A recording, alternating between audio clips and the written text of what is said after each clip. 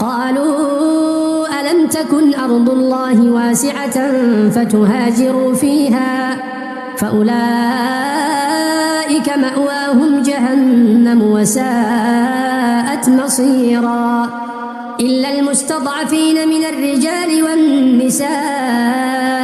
والولدان لا يستطيعون حيلة ولا يهتدون سبيلا